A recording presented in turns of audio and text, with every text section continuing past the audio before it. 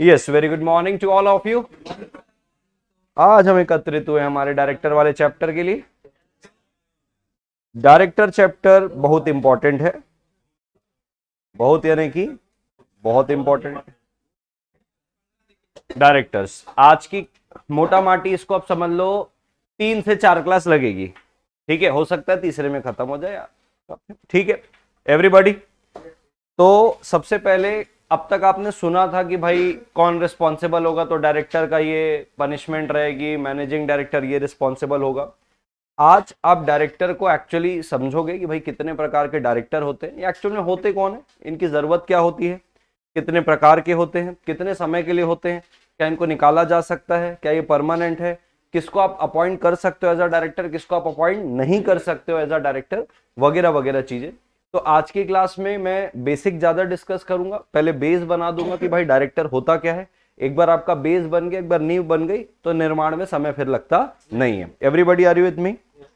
सबसे पहले अगर मैं बात करूं कि डायरेक्टर्स कौन, उससे पहले मैं बात करूंगा कि डायरेक्टर की जरूरत क्यों। क्योंकि डायरेक्टर कौन है ये मोटा मोटा आपको एक पता है कि भाई होते क्या है, क्या करते हैं, मोटा मोटा पता है। आज थोड़ी सी और क्लैरिटी आ जाएगी, लेकिन उसके पहले मैं बात करना चाहता हूं कि भाई डायरेक्टर्स की जो नीड क्या है, नीड ऑफ डायरेक्टर्स। अच्छा, नीड ऑफ डायरेक्टर्स की अगर मैं बात करूं कि डायरेक्टर्स की जरूरत क्यों है, ये हम कंपनी के पॉइंट ऑफ व्यू से देख रहे हैं, हाँ कि ना? Everybody are with me? तो नीड ऑफ डायरेक्टर में मैं सबसे पहले आपको बताना चाहता हूं, सबसे पहली जो नीड होती है वो ये होती है कि कंपनी जो है वो क्या है, is an artificial person. Everybody are with me? AC का थोड़ा टेम्परेचर गिराओगे क्या? कंपनी क्या है, 16 कहां से हो जाएगी भाई? हाँ, हाँ भाई 16 बहुत ठंडा हो जाएगा। ठीक है, तो कंपनी क्या है, एक आर्टिफिशियल पर्सन है। क्या तुम मेरे साथ हो? जब मैं इसको बोलता हूं कि आर्टिफिशियल पर्सन है, यानी कि ये क्या है, लीगल पर्सन है। बराबर है क्या? जब मैं बोल रहा हूं ये लीगल पर्सन है, मतलब ये क्या नहीं है, नेचुरल पर्सन नहीं है। क्या तुम मेरे साथ हो? तो क्योंकि कंपनी का आर्टिफिशियल पर्सन है, उसकी कोई नेचुरल एग्जिस्टेंस नहीं है। अब उसकी कोई नेचुरल एग्जिस्टेंस नहीं है, तो एक बात आपको समझ में आनी चाहिए कि कंपनी के पास कोई दिमाग नहीं है। बराबर, कंपनी के पास कोई आंखें नहीं है देखने के लिए, कंपनी के पास कोई ईयर्स नहीं है सुनने के लिए। बराबर है क्या? और कंपनी के पास कोई हाथ नहीं है साइन करने के लिए। क्या तुम मेरे साथ हो? बराबर, ना दिमाग है, ना आंख है, ना कान है, ना हाथ है साइन करने के लिए ना। अब जब दिमाग ही नहीं है तो इसके बाद डिसीजन कैसे लेगी? Not capable of taking decision. क्या तुम मेरे साथ हो? Everybody are with me? तो क्या, अगर मैं बात करूं इस कंपनी की, जो एक आर्टिफिशियल पर्सन है और उसके पास ये सारी क्या है, डिजेबिलिटीज है। अरे है। बिकॉज ऑफ दिस डिजेबिलिटी क्या उसको डिपेंडेंस होना पड़ेगा किसी के ऊपर, डिपेंड होना पड़ेगा किसी के ऊपर। उसको इसी वजह से डिपेंड होना पड़ता है उन व्यक्तियों के ऊपर जो कंपनी के बिहाफ में दिमाग चलाए, देखे, साइन करे, डिसीजन ले, जिनको हम प्यार से बोलते हैं ह्यूमन एजेंट, और उस ह्यूमन एजेंट को प्यार से बोलते हैं डायरेक्टर। बरोबर है क्या? इसीलिए हिंदी में बोलो ना तो उसका भाव ज्यादा अच्छे से जुड़ता है कि डायरेक्टर कौन है, संचालक। संचालक मतलब कंपनी को चलाने वाला, क्योंकि कंपनी खुद से चल नहीं सकती। बराबर है क्या? तो वो डायरेक्ट करेगा कंपनी को, मार्गदर्शन देगा कि कंपनी तुझे ऐसे ऐसे चलना है, क्योंकि वो बन तो गई है लेकिन उसका वास्तविक में कोई फिजिकल एग्जिस्टेंस नहीं है, इसकी वजह से वो इनके थ्रू चलती है। बराबर है क्या?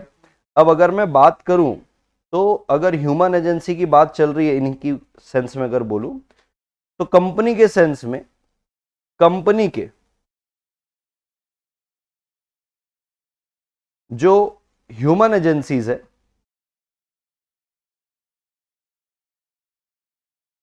वो दो है। बोलो कौन कौन सी? एक मेंबर होता है और एक होता है कौन, डायरेक्टर। क्या तुम मेरे साथ हो? तो ये दो ह्यूमन एजेंसी है जिसकी बदौलत कंपनी क्या करती है, काम करती। क्या तुम मेरे साथ हो? तो ये आपने अभी तक जितने भी मेरे से चैप्टर पढ़े तो आपने देखा होगा कि कुछ पावर मेंबर के पास है और कुछ पावर किसके पास होते हैं, डायरेक्टर के पावर। तो क्या मैं कह सकता हूं इन दोनों के पास कंपनी के क्या होते हैं, डिसीजन मेकिंग पावर। क्या तुम मेरे साथ हो?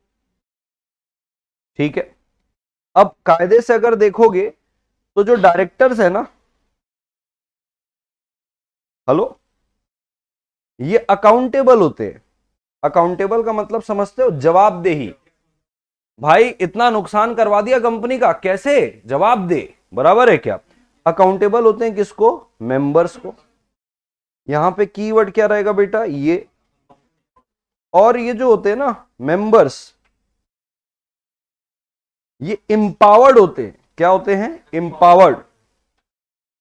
इंपावर्ड होते हैं कि ये अपॉइंट भी कर सकते हैं और रिमूव भी कर सकते हैं किसको, डायरेक्टर्स को। इतना पावर इनके पास कहां से आता है, क्योंकि भाई ये मालिक है, ये शेयर होल्डर है। कोई अगर 10% पैसा लगाया है तो 10% का मालिक है, कोई 50% पैसा लगाया तो 50% का मालिक है। तो जो मालिक है वो चलाने वाला, जो एक मैनेजर बोल सकते हो आप डायरेक्टर को, उसको अपॉइंट और रिमूव कर सकता है। क्या तुम मेरे साथ हो? तो एक तो ये बात चल गई कि भाई नीड में सबसे पहली जरूरत इसलिए लगी क्योंकि कंपनी जो है वो एक क्या है, आर्टिफिशियल पर्सन है। क्योंकि उसका कोई नेचुरल एग्जिस्टेंस नहीं है तो उनको उन व्यक्ति के ऊपर डिपेंड होना जिनका नेचुरल एग्जिस्टेंस है, प्यार से जिसको हम बोलते हैं डायरेक्टर्स। तो दो लोग इसको चलाने वाले तो चाहिए ही चाहिए। अरे हाँ कि ना। अब बात यह आती है मेरे भाई और बहनों, एक तो जरूरत ये हो गई। दूसरी जरूरत की अगर मैं बात करूं तो जो सेपरेशन है किसका किसका, ओनरशिप का और मैनेजमेंट का। ओनरशिप और मैनेजमेंट का सेपरेशन। ओनरशिप किसके पास है, मेंबर्स, जिसको आप शेयर होल्डर्स भी प्यार से बोलते हो। और मैनेजमेंट किसके पास है, डायरेक्टर के पास। मेंबर के पास पावर जरूर है कि वो डायरेक्टर को अपॉइंट कर सकता है, डायरेक्टर को क्या कर सकता है, रिमूव कर सकता है। क्या तुम मेरे साथ हो? लेकिन मेंबर्स के पास ये पावर नहीं होता कि कंपनी के मैनेजमेंट में वो डे टू डे क्या हो जाए, इन्वॉल्व हो जाए। बराबर है क्या। तो इसके लिए मैं एक बात बोलता हूं कि members have no inherent right, no inherent right to participate in the management of business या participate in the management of company. अच्छा ये पॉसिबल भी नहीं है, पता है क्या। प्राइवेट कंपनी हो तो एक बार का पॉसिबल हो कि हर मेंबर मैनेज भी कर पाए और डायरेक्ट भी कर पाए। बड़ी बड़ी कंपनियों के लाखों करोड़ों मेंबर है यार, और अलग अलग दिशा, अलग अलग कोने में बैठे हुए हैं। आप उनको मैनेजमेंट दे दोगे तो कंपनी का हो जाएगा सत्यानाश। बराबर है क्या। तो there should be somebody जो इतने सारे शेयर होल्डर, जो स्टेक होल्डर है, जो कंपनी में पैसा लगा के रखे, उनके बेस्ट इंटरेस्ट पे कंपनी के फंड्स को बेस्ट जगह पे लगाए। क्या तुम मेरे साथ हो एवरीबॉडी? तो इसीलिए इस जरूरत को महसूस करने के लिए एक स्पेशलाइज्ड, क्या तुम मेरे साथ हो, एक स्पेशलाइज्ड बॉडी ऑफ पर्संस होते हैं जिनको हम प्यार से बोलते हैं एज डायरेक्टर्स। क्या तुम मेरे साथ हो? Are appointed to manage the affairs of company. बराबर है, द अफेयर्स ऑफ कंपनी। समझ में आ रहा है, बेस बनते जा रहा है। ये तो प्रैक्टिकल बातें हो गई। प्रैक्टिकल बातें में ऐसा कि भाई क्योंकि कंपनी एक आर्टिफिशियल पर्सन है, एक दूसरी बात क्योंकि भी सेपरेट है, ओनर्स अलग होते हैं और इतने सारे होते हैं कि सबको मैनेजमेंट दे देंगे तो मैनेज नहीं हो पाएगा। कभी देखे कि मैनेज 100 व्यक्ति कर रहे हैं किसी कंपनी को, नहीं। एक व्यक्ति के अंदर 100 लोग उसको हेल्प कर रहे हैं मैनेज के लिए, वो बात अलग है। लेकिन decision making power top management में कुछ लिमिटेड लोगों के पास होता है। बराबर है क्या everybody, are you with me? तो क्योंकि ओनरशिप अलग है, क्योंकि मैनेजमेंट अलग है, शेयर होल्डर इतने ज्यादा होते हैं, तो कोई बॉडी ऑफ पर्सन होने चाहिए। देखो यहां पे मैंने क्या लिखा है, specialised body of persons. Public company में मिनिमम 3 चाहिए, प्राइवेट में मिनिमम 2 चाहिए, और ओपीसी में क्योंकि वो 1 पर्सन है 1, तो कम से कम इतने 3 है ना पब्लिक में, क्योंकि पब्लिक के पैसे इन्वॉल्व होगी, थोड़ी बड़ी हो जाएगी फाइनेंशियल टर्म्स में। प्राइवेट में 2, तो कम से कम ऐसे लोग रहें जो स्पेशलाइज्ड रहें, जो जानकार रहें, जिनका अनुभव अच्छा है, जिनके अंदर काबिलियत है, वो आपके पैसे को मैनेज करेंगे, जिनको हम क्या बोलते हैं, डायरेक्टर्स। बराबर है क्या? तो हाँ बिल्कुल, वुमेन डायरेक्टर का कंसेप्ट आगे आएगा। तो अपने को ये चीज समझना है कि भैया जो मेंबर होता है वो डे टू डे में पार्टिसिपेट नहीं करता, वो पैसा लगाता है, घर पे बैठता है, उसके पैसे को और उसकी कंपनी को चलाने वाले जो ह्यूमन एजेंट हैं उनको हम क्या बोल रहे हैं, डायरेक्टर। अब ये तो ये प्रैक्टिकल बात हो गई। कैसी प्रैक्टिकल बात की सर? ये तो जरूरत की बात हो गई कि हाँ अब इसको लॉ पे भी इनकॉर्पोरेट कर दिया। कैसे लॉ पे इनकॉर्पोरेट कर दिया? सेक्शन 149 के अंदर ये बात लिखी हुई है कि हर कंपनी अगर वो पब्लिक है तो मिनिमम 3 डायरेक्टर चाहिए, अगर प्राइवेट है तो 2, और अगर ओपीसी है तो कम से कम 1। ये मिनिमम की बात है, बराबर। और लॉ क्या है? Law is all about common sense. ऊपर की जरूरत लॉ को भी जरूरत नजर में आई, लॉ मेकर को, उनने भी क्या कर दिया, प्रोविजन बना दिया कि भाई अपने को कम से कम इतने डायरेक्टर होने चाहिए। तो दूसरा अपनी बात आती है स्टैट्यूटरी रिक्वायरमेंट, कानून की रिक्वायरमेंट ऑफ या टू हैव डायरेक्टर्स। क्या तुम मेरे साथ हो? तो कानून के अंदर सेक्शन 149(1) के अंदर, सेक्शन 149(1) के अंदर आपको यह बताया गया है कि कंपनी को क्या होने चाहिए, बोर्ड होना चाहिए। बोर्ड यानी कि बोर्ड ऑफ डायरेक्टर्स होना चाहिए। अब डिपेंड करता है कि आपकी कंपनी कौन सी है। तो बोले अगर आपकी कंपनी कौन सी है, पब्लिक है, एवरीबॉडी, अगर आपकी कंपनी पब्लिक है तो मिनिमम कितने डायरेक्टर चाहिए, 3 डायरेक्टर चाहिए। अगर आपकी कंपनी प्राइवेट है तो मिनिमम कितने चाहिए, 2, और अगर ओपीसी है तो मिनिमम कितना चाहिए, 1। मिनिमम की बात चल रही है। ओपीसी में भी चाहे तो आप 1 से ज्यादा रख सकते हो। ओपीसी में मेंबर 1 ही होता है, लेकिन डायरेक्टर ज्यादा हो सकते हैं, कंपनी सेक्रेटरी ज्यादा हो सकते हैं। सिर्फ और सिर्फ जो रिस्ट्रिक्शन है वो किसके अंदर है, वो सिर्फ और सिर्फ मेंबर के लिए। क्या तुम मेरे साथ हो? Everybody are with me? चलिए, अब इसके अलावा इस बात को ध्यान से समझना, फिर मैं आपको इसको नोटिंग करने दूंगा। फिर अपन एक्चुअल में जो डेफिनेशन दी है, ये तो हम जरूरत समझ रहे हैं उसकी, और ये समझ रहे हैं कि मिनिमम मैक्सिमम कितना होता है। एक्चुअल में जो कंपनीज एक्ट 2013 के अंदर डेफिनेशन जो दी, जो हर बार हम चीर फाड़ मचाते हैं हर डेफिनेशन की, वो डेफिनेशन में बात करेंगे। अब ये तो कंपनी है भाई, बोला मिनिमम 3 चाहिए पब्लिक में और प्राइवेट में मिनिमम 2 चाहिए। हद से हद कोई व्यक्ति जो है ना 20 कंपनियों में डायरेक्टर बन सकता है। हद से हद 2 पॉइंट ऑफ व्यू होते हैं, मैं आगे बताऊंगा इसको। एक कंपनी के पॉइंट ऑफ व्यू से होता है और एक डायरेक्टर के पॉइंट ऑफ व्यू से होता है कि कंपनी कितने डायरेक्टर रख सकती है। बराबर है क्या? तो उस पर एक लिमिट है, उस लिमिट को आप एसआर पास करके बढ़ा भी सकते हो। मतलब एक जनरल लिमिट दी हुई है कि भाई कम से कम इतने डायरेक्टर होने चाहिए, और अगर आपको उससे ज्यादा रखना है तो आप एसआर पास कर लो। और एक डायरेक्टर का पॉइंट ऑफ व्यू होता है कि भाई तू कितनी कंपनी में डायरेक्टर बन सकता है। Everybody are with me? तो एक डायरेक्टर के पॉइंट ऑफ व्यू से वो डायरेक्टर 20 कंपनियों में रह सकता है। उसमें भी किंतु परंतु है, आगे डिटेल में डिस्कस करेंगे तो क्लैरिटी आएगी। बराबर है क्या? तो बात ये होती कि कंपनी का जो डायरेक्टर होता है, हाँ कि ना, अब भाई उसके पास तो बहुत सारे काम है भाई, वो टॉप लेवल पे बैठा हुआ है, करोड़ों की कंपनी संभाल रहा है। अगर वो खुद छोटे छोटे काम में अगर लग गया तो जहां पे मेन काम है, जहां पे मेन फोकस है कि कंपनी को ऊंचाइयों में कैसे पहुंचाना है, कंपनी का पैसा और कितनी अच्छी जगह इन्वेस्ट किया जाए, कंपनी को बढ़ाने की जो बात है, कंपनी के प्रोडक्ट को और बढ़ाना, वेरिएशंस लाना, मार्केट की डिमांड समझना और उस हिसाब से प्रोडक्ट लाने में उसका ध्यान हट जाएगा। तो कंपनी में जो भी डायरेक्टर्स हैं, अरे हैं, शब्द ध्यान से सुनना, डायरेक्टर्स जो है वो कर सकते हैं डेलीगेट। क्या कर सकते हैं? डेलीगेट कर सकते हैं इन case of over burden of work. ये शब्द को ध्यान रखना, इससे मैं आगे कुछ और कंसेप्ट भी आपको बताऊंगा। ठीक है? इन case of over burden of work, किसको डेलीगेट कर सकता है? डेलीगेट का मतलब होता है अपना काम किसी और को सौंपना, कि भाई ये वाला काम मुझे करके दे। तो ये वो मैनेजिंग डायरेक्टर को कर सकता है, किसी होल टाइम डायरेक्टर को ये काम दे सकता है, किसी मैनेजर को ये काम दे सकता है, क्या तुम मेरे साथ हो everybody?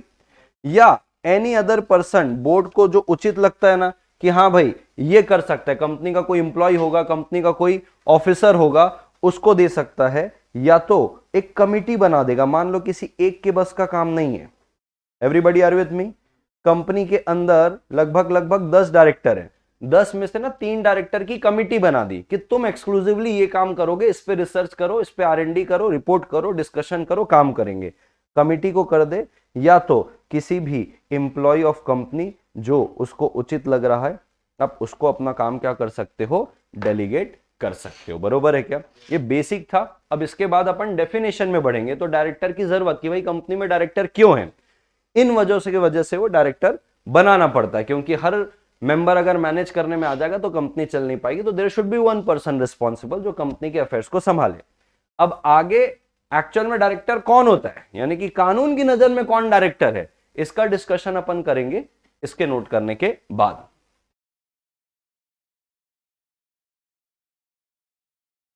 Yes, good morning to all the online student.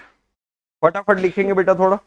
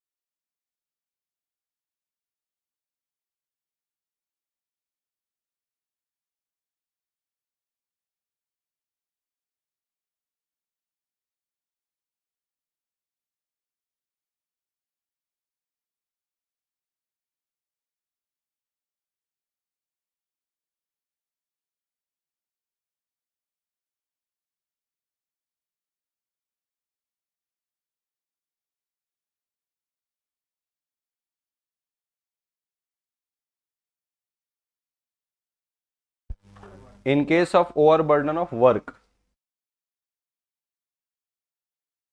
मैं क्या डॉक्टर बनने वाला था पहले, तो प्रैक्टिस कर रहा था ऐसे राइटिंग की, इसलिए बिगड़ गई। एमडी के बाद है होल टाइम डायरेक्टर।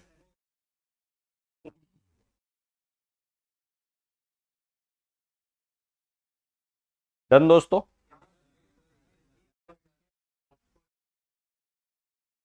हाँ जी, सही बात है। चलिए बढ़े आगे। तो ध्यान दीजिएगा, अब अपन जा रहे हैं डेफिनेशन में।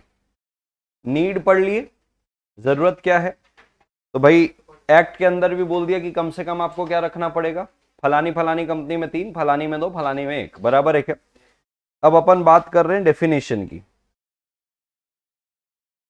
डेफिनेशन ऑफ डायरेक्टर और definition of board of director.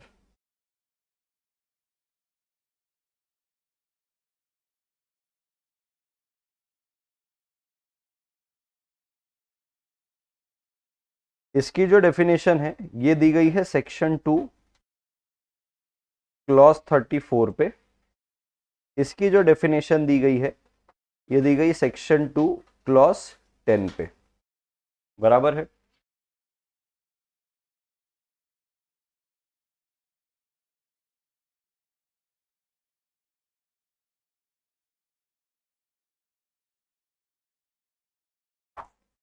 अगर अपन बात करें डायरेक्टर की,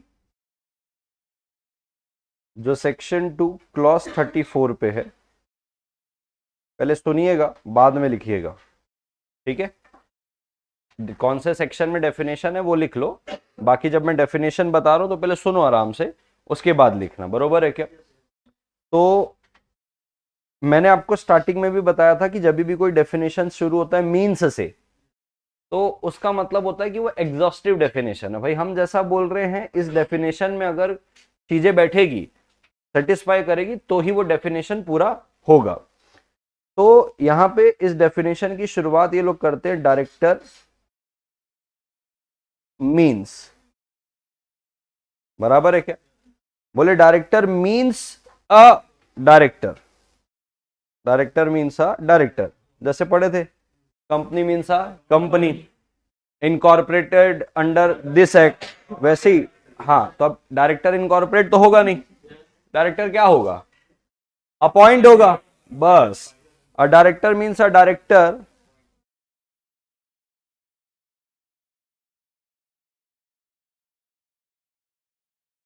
director means a director appointed to the board, to the board. Board का मतलब आप कलेक्टिव बॉडी आप समझ लो अभी, कि जैसे अकेला बंदा है, इंडिविजुअल है, उसको बोलते हैं डायरेक्टर। 4-5 लोग मिले हुए हैं, उस कंपनी को संभाल रहे हैं, कलेक्टिवली उनको मिलके बोलेंगे board of directors. Are you with me. So appointed to the board of a company. क्या तुम मेरे साथ हो मेरे भाई और बहनों। सबसे पहले मीन्स आपको बहुत क्लियर होना चाहिए कि मीन्स का मतलब होता है एग्जॉस्टिव डेफिनेशन है, जिसको हम प्यार से रिस्ट्रिक्टिव डेफिनेशन भी बोलते हैं, बराबर है। एग्जॉस्टिव है, इसके बाहर नहीं जाएगी चीजें।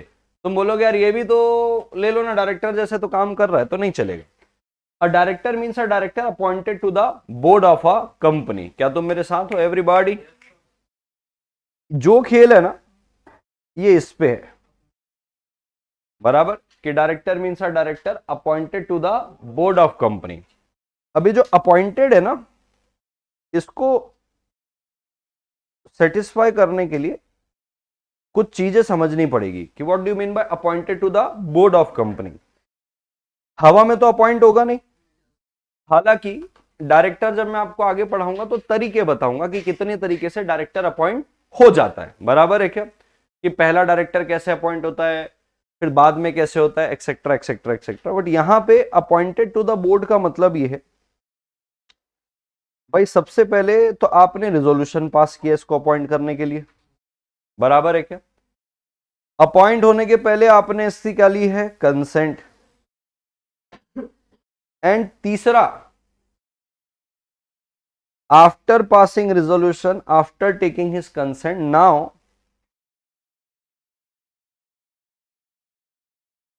he is acting as director। बराबर है क्या? एग्जाम्पल के तौर पे मान लीजिए एक बहुत बड़ी कंपनी है, अर्जुन छाबड़ा ट्यूटोरियल लिमिटेड। बराबर है क्या? 3 डायरेक्टर चाहिए इस पे। तो अगर मैं इसकी बोर्ड के बाद बताऊं तो इस बोर्ड के अंदर एक है अर्जुन छाबड़ा खुद डायरेक्टर, अरे हाँ 3 चाहिए थे तो एक अपनी बीवी को बना दिया मैंने। बराबर है क्या? वाइफ लिख सकता था मैं, लेकिन भावनाएं बीवी में ज्यादा अच्छी आती है। ठीक है, और तीसरा ये अपने बड़े भाई साहब को मैंने बना दिया। हो गए 3 डायरेक्टर। क्या तुम मेरे साथ हो? ये 3 डायरेक्टर्स हो गए, और इसी को हम क्या बोलेंगे? कलेक्टिवली। कलेक्टिवली हम इन्हीं को क्या बोल रहे हैं? बॉडी बोल लो या बोर्ड ऑफ डायरेक्टर्स बोल लो। अब यहां पे अगर वापस डेफिनेशन पढ़ोगे तो क्या लिखा है? A company, a director means a director appointed to the board of the company. अब हमारी कंपनी के अंदर एक व्यक्ति है, बराबर है क्या? मान लीजिए उस व्यक्ति का नाम है राहुल। बराबर? He functions as a director of a company. He functions as a director of a company. बराबर है क्या? या आप इसको बोल लो, इसके पास ना पोजीशन है ऑफ डायरेक्टर ऑफ कंपनी।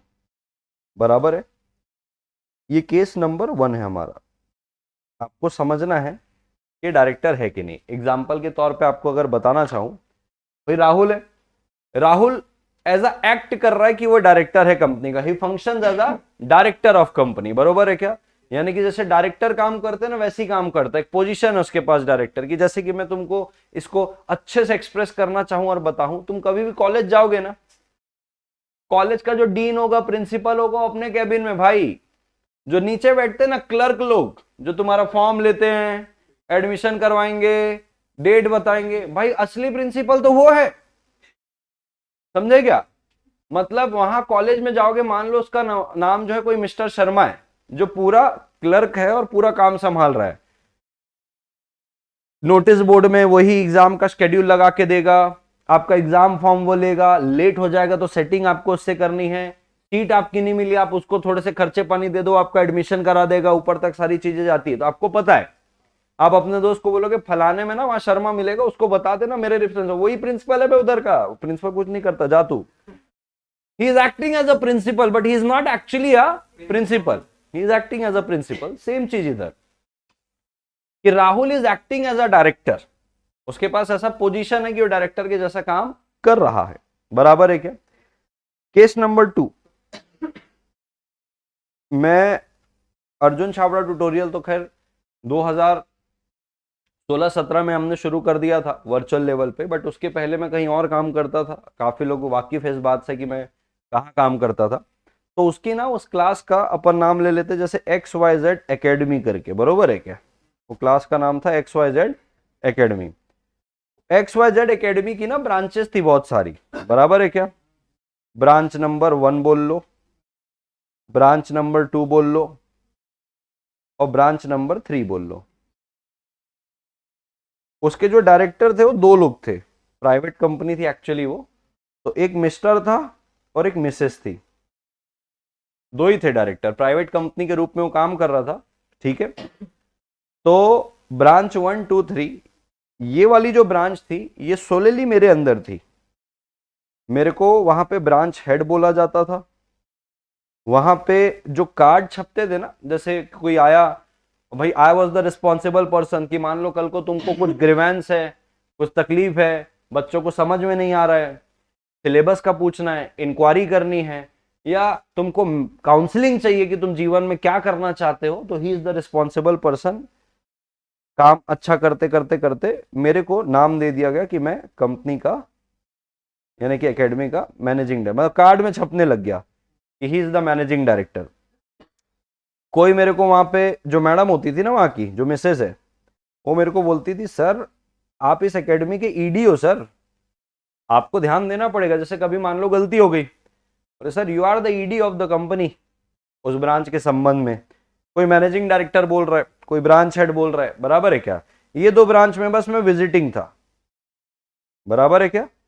ये दो ब्रांच में बस मैं क्या था, विजिटिंग फैकल्टी था दोनों जगह, तो इधर मेरा ऐसा कुछ बोला नहीं जाता था। फिर मैं इन सारे चीजों से प्रमोट होके सीधा आ गया हेड ऑफिस में, ब्रांचेस को छोड़ के मैं सीधा पढ़ाने लग गया किधर, हेड ऑफिस में।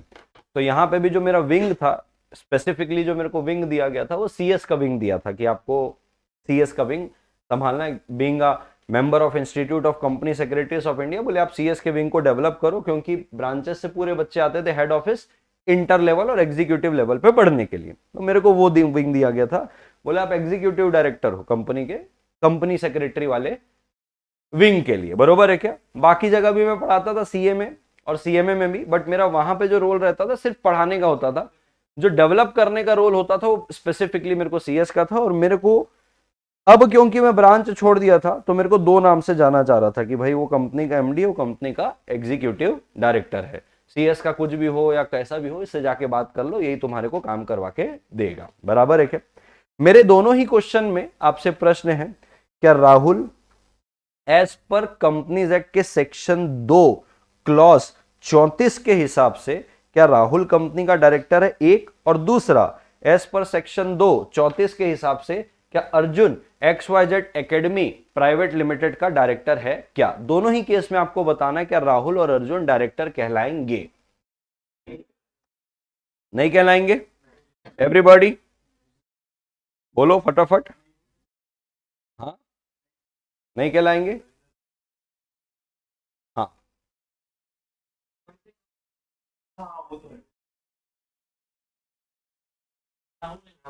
अच्छा, मैं अपॉइंट किया तो हो सकते हैं, बोलने से नहीं होता, बराबर है? अपॉइंट किया है तो हो सकता है, बोलने से नहीं होगा। अच्छा बोल रहा है, अपॉइंट किया है तो हो सकते हैं, बोलने से नहीं होगा। तो यहीं से एक बेटा फर्क आ जाता है, there is a difference between appointment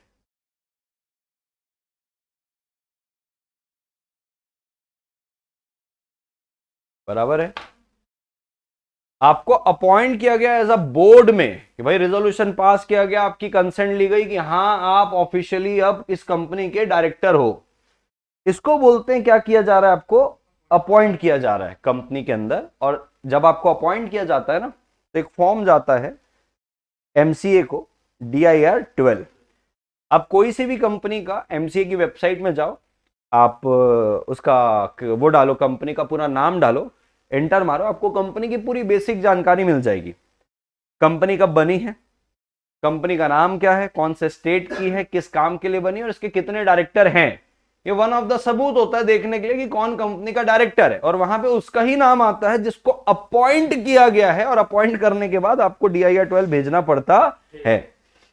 मैं बस एकेडमी में क्योंकि काम कर रहा हूं, ऐसे सब संभाल रहा हूं भाई, क्योंकि सीएस विंग पूरा मैं ही संभाल रहा। अरे सर आप कंपनी के एमडी सर, ये होता है गाजर दिखा के काम करवाना, आप कंपनी के, अरे ईडी हो सर आप, समझे क्या? अरे आप branch head. So to designate an individual some dignity कि भाई आप ईडी, आप एमडी, जबकि आपने उसको अपॉइंट नहीं किया है बोर्ड में, जस्ट डेजिग्नेट कर देने से वो कंपनी का डायरेक्टर नहीं कहलाएगा until and unless he is not appointed as a director, बरोबर है क्या? तो आगे ऐड करके एक बात लिखिएगा, इन अदर वर्ड्स, मतलब तुमको एग्जाम्पल लिखना है, ठीक है? पहले मैं ये कंप्लीट कर लेता हूं तो तुम ये समझ लेना। If a person occupies if a person occupies a position of director, या मैं काम कर रहा था एक डायरेक्टर के जैसे ही काम कर रहा था, लोग देखेंगे तो उसको लगेगा कंपनी इसी की है, तो ये घर वाला है, हाँ कि ना? That he functions as a director, as a director, but is not appointed as director, as director, he shall not be regarded as director. और तुम्हारे डेफिनेशन को और सेटिस्फाई और कंपनसेट करने के लिए mere designation of director does not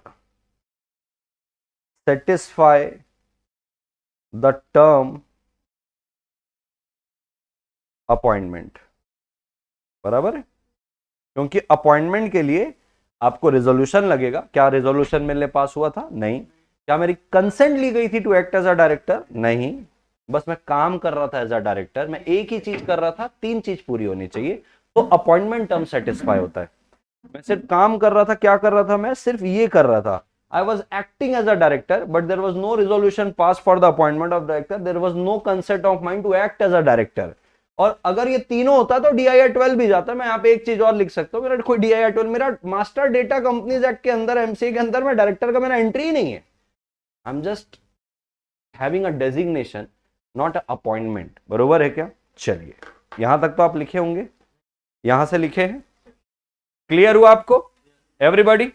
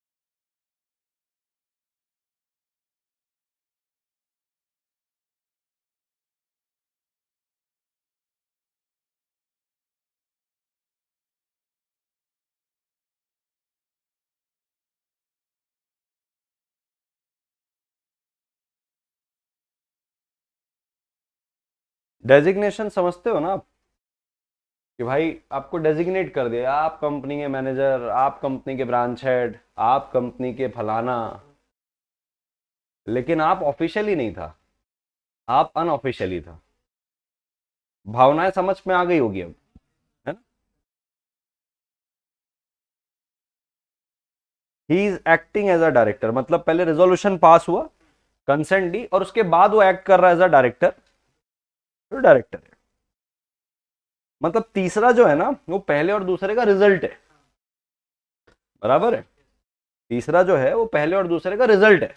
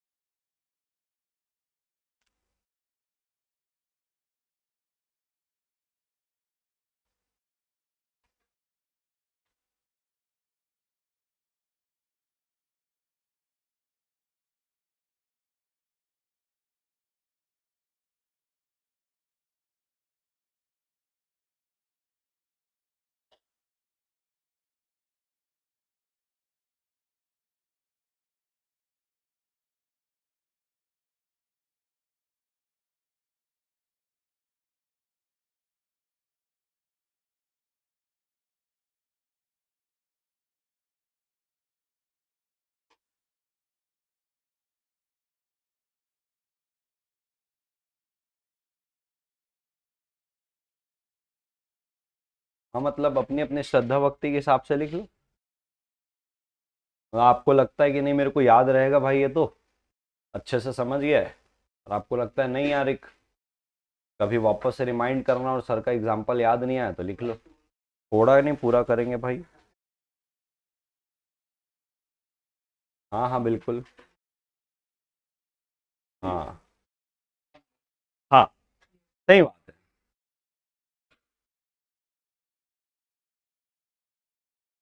मैं भी नहीं भूल सकता कभी।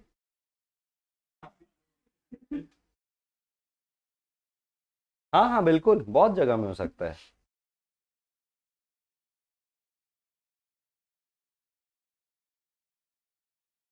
हाँ जी।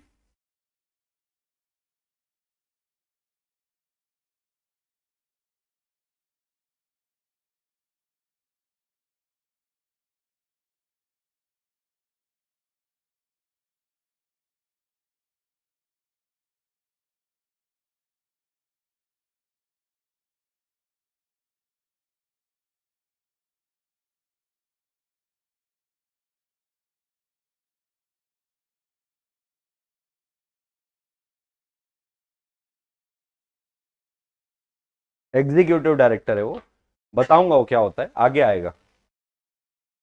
फर्क बताऊंगा क्या होता है एग्जीक्यूटिव का, मतलब कौन आता है उसके अंदर। डेजिग्नेशन समझते हो ना, पदवी। पद देने से काम नहीं होगा, अपॉइंट करना पड़ेगा। पद दे दिया बोले आप एम्प्लॉय हो, अपॉइंट होता तो क्या पद मिलता, क्या कैपेसिटी मिलती, एम्प्लॉय। बरोबर है क्या? वैसे ही पद दे दिया बोले यार आप तो कंपनी के डायरेक्टर हो यार। हाँ।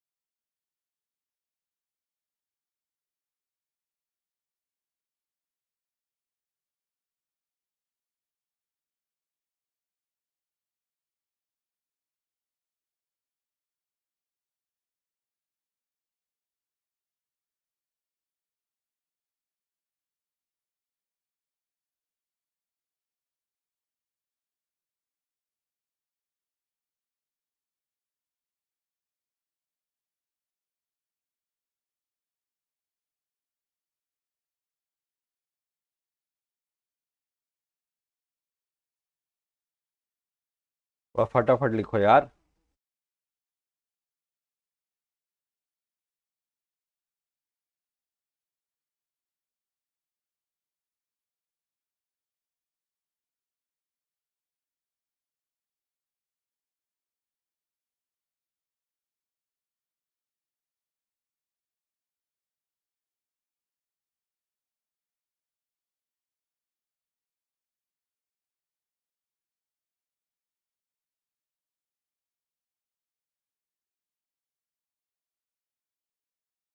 बड़े, चलो बढ़ रहा हूं मैं, ध्यान दीजिएगा। अब दूसरा डेफिनेशन है जो बोर्ड ऑफ डायरेक्टर्स का, क्या तो मेरे साथ हो? Board of directors, section 2 clause 10, क्या तुम मेरे साथ हो? बोर्ड ऑफ डायरेक्टर्स की जो डेफिनेशन है, अगेन कंपनी के संबंध में बोला है, थोड़ी सी रिस्ट्रिक्ट किया है कि बोर्ड ऑफ डायरेक्टर और बोर्ड, बोर्ड ऑफ डायरेक्टर्स और बोर्ड, इससे भी एक इंटरप्रिटेशन निकलता है बोर्ड ऑफ डायरेक्टर्स और बोर्ड से, in relation, in relation to a company, in relation to a company,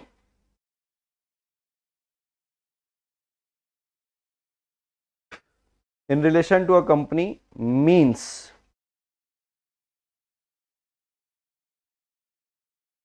the collective body of the directors, the collective body of directors of the company. पूरा खेल जो है वो इधर है, ठीक है। तो अगर आप इसको समझोगे तो सबसे पहला पॉइंट है कि बोर्ड ऑफ डायरेक्टर्स को आप बोर्ड के नाम से भी जान सकते हो, they are used as synonyms. Individually आप किसी भी व्यक्ति को बोलते हो डायरेक्टर, कलेक्टिवली आप उसको बोर्ड बोल लो, चाहे आप बोर्ड ऑफ डायरेक्टर्स बोल लो, दोनों का मतलब एक ही है, दोनों 2-10 के अंदर ही फॉल करने वाले हैं। क्या तुम मेरे साथ हो? बोले कंपनी के संबंध में बोर्ड या बोर्ड ऑफ डायरेक्टर का जब शब्द आप इस्तेमाल करोगे तो उसका मतलब होता है collective body of directors of the company. क्या तुम मेरे साथ हो? कलेक्टिव बॉडी ऑफ कंपनी जो है ना, इसका मतलब ये होता है कि all the directors are managing the company cooperatively. बराबर है क्या? They are acting collectively to manage the company. ध्यान से समझना, इसको मैं जस्टिफाई करने के लिए कुछ आपको एग्जांपल देना चाहता हूं कि कलेक्टिव बॉडी ऑफ डायरेक्टर्स का मतलब क्या होता है। भाई जैसे कि मान लीजिए कंपनी में 4 डायरेक्टर है, कंपनी पब्लिक कंपनी है, बराबर है क्या? 2 डायरेक्टर्स यानी कि ए और बी और सी और डी, ये 2 बटे हुए हैं। ए और बी के ओपिनियन सी और डी के साथ कभी भी मैच करते नहीं है, तो वो आपस में बात भी नहीं करते, मीटिंग आती है, फॉर्मेलिटी होते हैं, हाँ या ना करते। They are not acting cooperatively in the best interest of the company. A और बी के अपने व्यूज है या सी और डी के अपने व्यूज है। या और इसको बेहतरीन तरीके से समझिए कि जैसे मान लीजिए कंपनी में डायरेक्टर 1 से लेकर डायरेक्टर 10 है, बरोबर है क्या? डायरेक्टर 1 से लेकर डायरेक्टर 10 में जो 1 2 3 ये जो है, और एक है कौन? 4 5 6 7 8 9 10, ये जो चौथा नंबर वाला है ना, इनकी इनसे भी बनती है और इनकी इनसे भी बनती है, बराबर है क्या? कोई भी डिसीजन होता है तो ये बिचौलिया ये इनके पास जाता है, फिर ये रिप्लाई इसको करेंगे, फिर ये इसको बताएंगे, मतलब आपस में बैठते नहीं है, एक दूसरे को टालम टाल करते रहते हैं कि नहीं ऐसा नहीं होना चाहिए, वैसा होना चाहिए, वैसा नहीं होना चाहिए, ऐसा होना चाहिए। इसका मतलब ये है they are not acting cooperatively, instead ये लोग मिल के क्या कर रहे हैं? Everybody are you with me? Although आपको बोला तो जा रहा है कि आप कलेक्टिव बॉडी ऑफ डायरेक्टर्स हो, बट एक केस लॉ के हिसाब से, एक डिसाइडेड केस लॉ के हिसाब से ये बोला जाता है कि भाई आप कोऑपरेटिवली तालमेल मिला के जब तक नहीं चल रहे हो तब तक आपको कलेक्टिव बॉडी ऑफ डायरेक्टर्स यानी कि बोर्ड बोला नहीं जा सकता। मिल के काम करने को बोला जाता है बोर्ड ऑफ डायरेक्टर। कलेक्टिव का मतलब ही क्या हो रहा है? मिलकर। और अगर आप मिल के काम नहीं कर पा रहे हो, मिसमैनेजमेंट कर रहे हो, तो आपको बोर्ड बोला नहीं जाएगा। ऑल्दो प्रैक्टिकली और एकेडमिकली आपके पॉइंट ऑफ व्यू से बोलूं तो इस पॉइंट का कोई इतना औचित्य नहीं है, आपके लिए तो बस इतना है कि हाँ सर कलेक्टिव बॉडी है उसको बोलते हैं बोर्ड, बरोबर है क्या? लेकिन प्रैक्टिकली अगर आप देखोगे तो उसी को बोर्ड बोला जा रहा है जो कॉर्पोरेट साथ में मिलकर कंपनी को मैनेज कर रहे हैं, ना कि क्या कर रहे हैं? मिसमैनेज। एक दूसरा, एक ना सेक्शन नंबर 128 है, जस्ट आपको समझाने के लिए सेक्शन का मैं रेफरेंस ले रहा हूं। ये चैप्टर 9 जो है अपना अकाउंट्स ऑफ कंपनी उस पे है, जिसपे बात होती है books of accounts of company की, बरोबर है क्या? Books of accounts of company, बराबर है। इस पे ये बोला है कि हर कंपनी को बुक्स ऑफ अकाउंट बनाना है और रखना है, या तो अपने रजिस्टर्ड ऑफिस पे, और अगर आप चाहते हो कि आप इसको किसी अदर प्लेस इन इंडिया रखो तो आप इस बुक्स ऑफ अकाउंट्स को रख सकते हो कहीं और,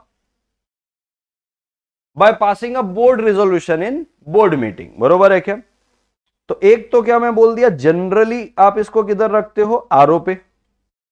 लेकिन अदर प्लेस इन इंडिया अगर रखना चाहते हो तो यहां पे 128 के अंदर लिखा हुआ है कि बोर्ड चाहे, क्या बोर्ड चाहे तो इसको किसी अदर प्लेस में भी रख सकता है।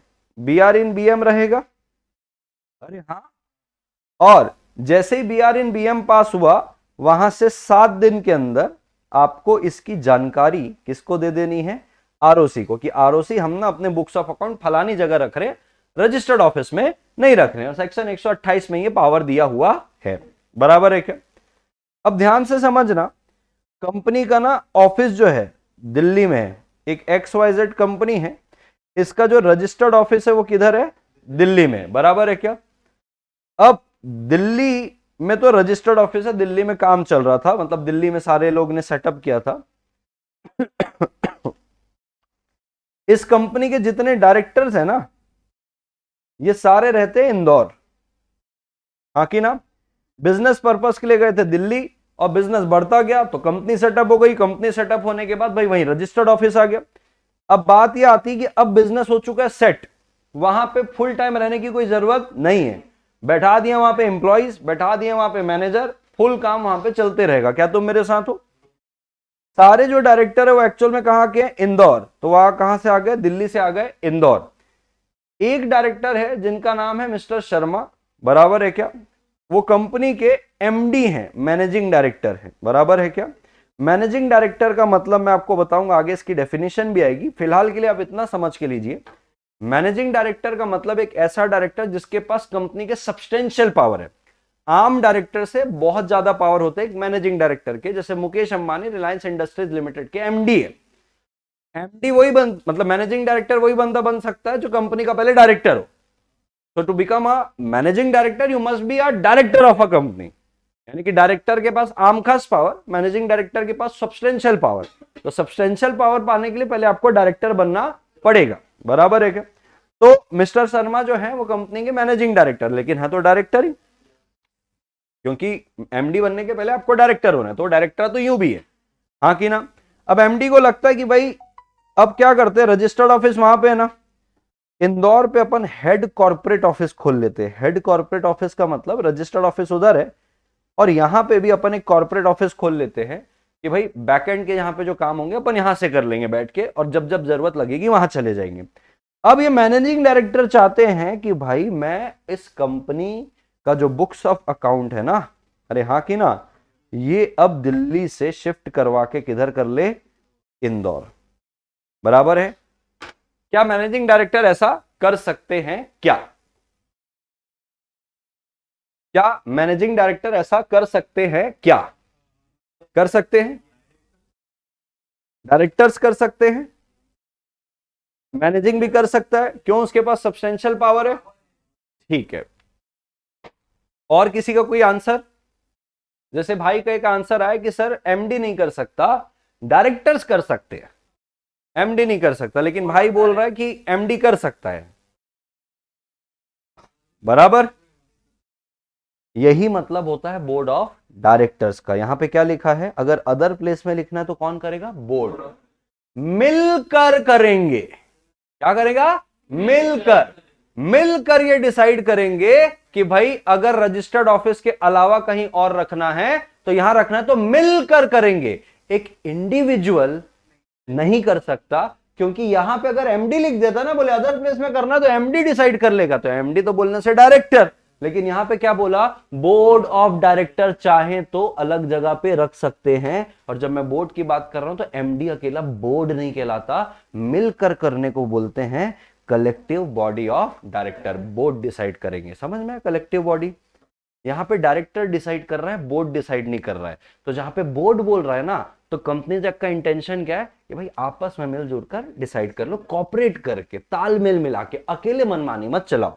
तो जहां जहां पे भी यहां पे लिखा है बोर्ड, तो बोर्ड का मतलब है मिलजुल कर सहमति करके कोई नतीजे में आना। तो जब मिलजुल कर आप काम कर रहे हो तब आपको बोला जा रहा है बोर्ड ऑफ डायरेक्टर। बरोबर है क्या? जब एमडी काम कर रहा है तो वो बोर्ड नहीं कहला रहा है, वो अकेला काम कर रहा है। बरोबर है? लिख लियो इसको, कहां तक लिख लियो बताना, यहां तक, इसके बाद का नोट करना है। हाँ जी, ये भी नोट करना है, कर लो। इसके बाद जो मैंने आपको जो बोला ना कि भाई मिलकर काम करना है, अकेले नहीं, उसका एक मैं नोट लिखवाऊंगा ताकि वो और सेटिस्फाई हो पाए। बराबर,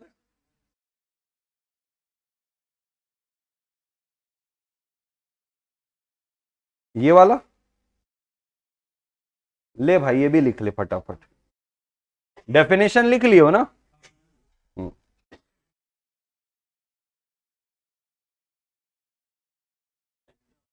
एमडी, हाँ भाई, मैनेजिंग डायरेक्टर एमडी बनने के पहले डायरेक्टर है।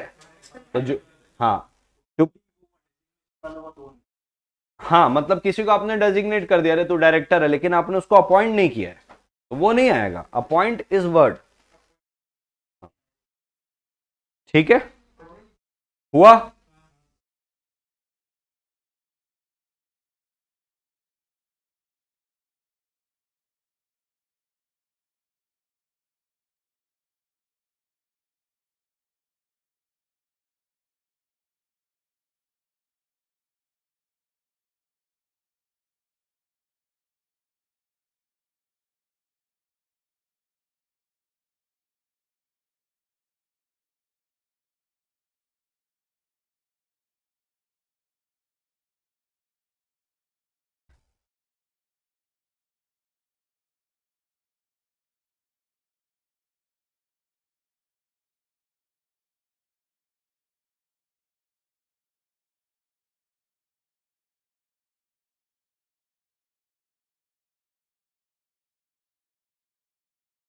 ये भी नोट करना है।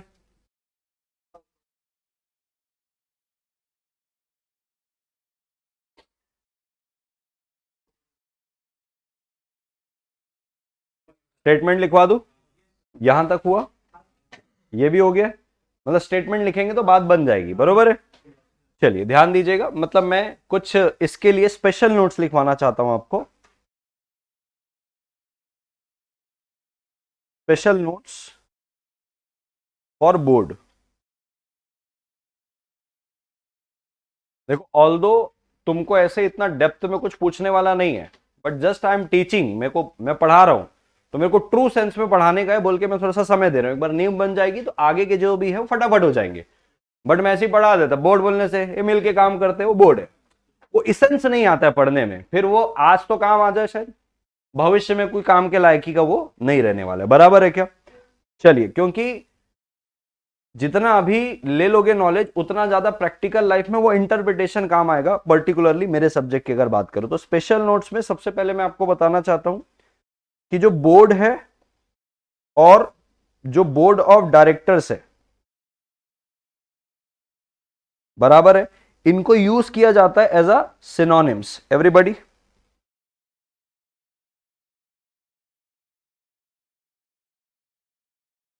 साथ ही साथ में मैं अगर शब्द यूज करूं डायरेक्टर्स,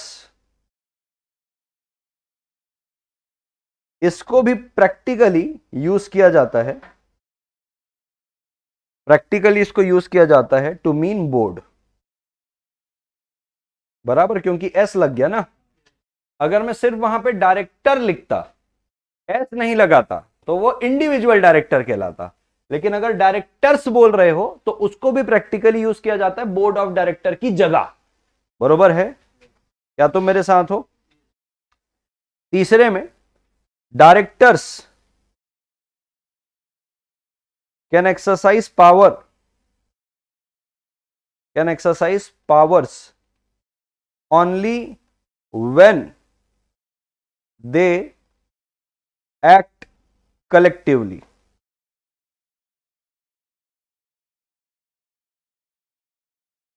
डायरेक्टर पावर तभी इस्तेमाल कर सकते हैं जब वो कैसे करेंगे, एक्ट कलेक्टिवली। इसको ऑल बढ़ाएंगे कि all the powers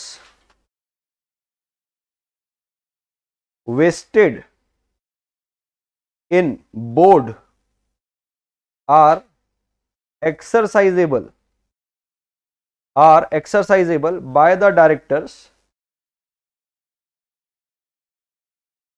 collectively, that is by the board.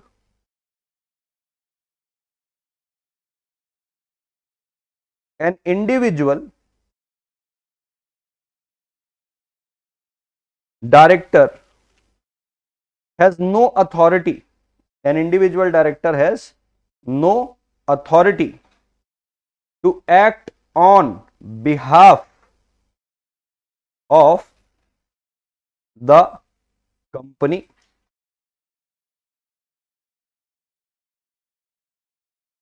unless he is so authorized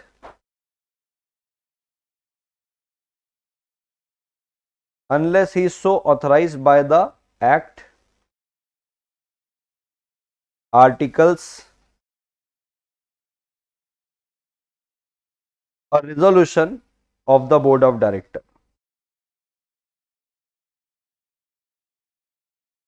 of board or resolution of members.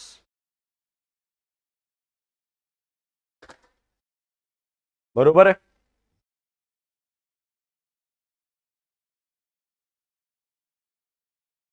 Everybody, अगर आप लिख लियो तो उसको समझाता हूं, जो स्टेटमेंट लिखा हूं मैं। पहला वाला तो समझ में आ गया होगा। पहला वाला ये लिखा है, जितने भी पावर्स है जो बोर्ड को दिए गए हैं वो एक्सरसाइजेबल है bye directors collectively, that is by the board. Individual director, जैसे यहां पे एमडी था, बराबर है, वो इंडिविजुअल था, वो अकेले डिसीजन ले रहा था ना कि दिल्ली से कहां ले आए, इंदौर।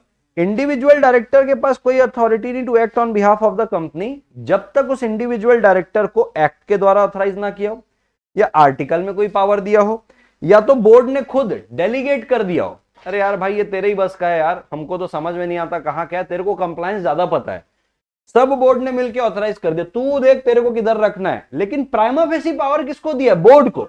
बोर्ड तेरे को ऑथराइज करे तो बात ठीक है, या तो मेंबर तेरे को ऑथराइज करे जिसने तेरे को अपॉइंट किया तो ठीक है। लेकिन जहां जहां एक्ट के अंदर बोर्ड लिखा है और तू वहां अकेले काम कर लूंगा बोल रहा है, इंडिविजुअल, तेरे को कोई अथॉरिटी नहीं है जब तक तेरे को ये ऑथराइज ना करे। जहां बोर्ड शब्द लिखा है वहां पे बोर्ड कलेक्टिवली काम करेगा। क्या तुम मेरे साथ हो? Everybody are you with me? तो आपको बोर्ड का मतलब समझ में आया, आपको डायरेक्टर का मतलब समझ में आया। अब आप आगे चल, तो जैसे ये भाई पूछ रहा था कि सर ये एग्जीक्यूटिव डायरेक्टर क्या होता है और नॉन एग्जीक्यूटिव, तो जैसे मैंने बोला था कि भाई इसको आगे अपन समझ के लेते हैं, तो लिखेंगे एग्जीक्यूटिव और नॉन एग्जीक्यूटिव डायरेक्टर। तो मैं डायरेक्टर को फिर तोड़ रहा हूं यहां पे।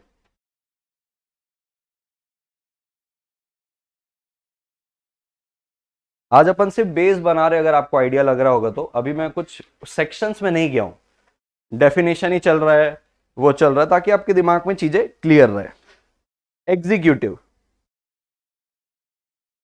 एग्जीक्यूटिव डायरेक्टर्स, और दूसरा है अपना नॉन एग्जीक्यूटिव डायरेक्टर्स।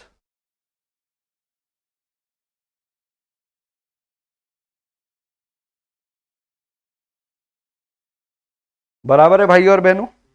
ये दोनों के दोनों टर्म्स जो हैं ये नॉट डिफाइंड है।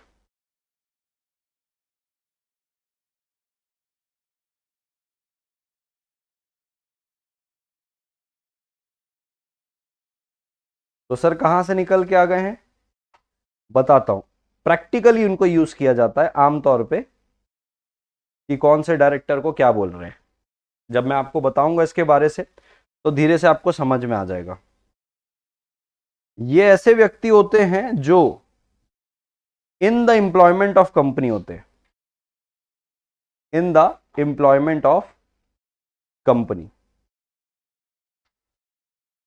इनको प्यार से इनसाइड डायरेक्टर भी बोला जाता है।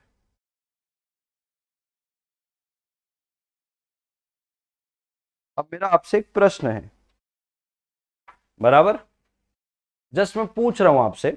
डेफिनेटली अगर ये in the employment of the company, तो बाजू वाला एम्प्लॉयमेंट में नहीं होगा।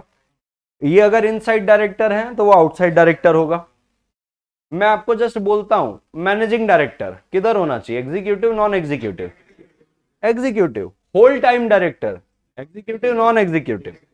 अब समझना, ऐसा व्यक्ति जो कंपनी के डे टू डे अफेयर्स में इन्वॉल्व है, कंपनी की पॉलिसी वो बनाता, कंपनी को मैनेज वो करता, कंपनी में दिन भर रहता, पूरा एक्टिवली इन्वॉल्व है कंपनी में, उसको क्या बोलते हैं? Executive director.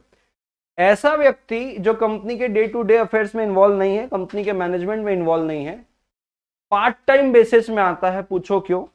कंपनीज एक्ट के अंदर एक रिक्वायरमेंट है इंडिपेंडेंट डायरेक्टर की।